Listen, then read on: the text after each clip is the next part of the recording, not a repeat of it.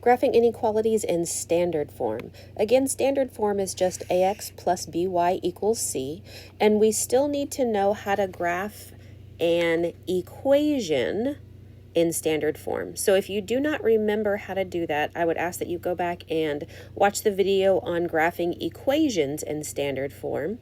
And then we're going to use some of the same skills that we learned in our last video on graphing inequalities in slope-intercept form. All right, so our first example is 3x minus 2y is less than 12. Again, I just acted as though this was an equation and plotted our x and our y intercepts on our coordinate plane. And now we need to decide what line to use to connect these points. So remember, because we have this less than symbol, anytime our symbol is less than or greater than, we're going to use a dashed line. So let's connect those points with a dashed line. And again, in our last video, we said, okay, well, this says less than, so we would shade below, but that is not always the case when we are in standard form because our y value is not isolated. This y value is not by itself, so we cannot use the same rationale that we did in our last video.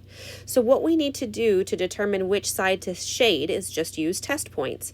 And I almost always like to use the origin. Unless my boundary line falls on top of the origin, I like to use my 0, 0 point. It's just the easiest values to substitute in, okay? So instead of x and y in our inequality, we are going to sub in 0, 0. Okay, so 0 for x and 0 for y. So let's rewrite that down here. 3 times 0 minus 2 times 0 should be less than 12. Let's see if that's true.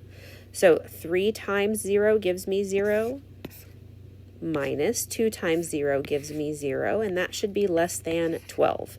Is that true or is that false? So 0 is definitely less than less than 12, so that's true. So we want to shade the region that includes the point that we just checked, because that point makes our inequality true. That is the region that we are going to shade. That's the side of our boundary line that we shade. And remember from our last video, any point that actually falls on a dashed boundary line is not a solution, but any point that is in our shaded region is a solution. So let's do our next example. We have 2x plus 5y is greater than or equal to 10. And of course, because this says greater than or equal to, we use a solid boundary line. Okay, so greater than or equal to, less than or equal to, those are always going to be solid. So let's go ahead and connect those points. Let me see how great of a line I can draw here.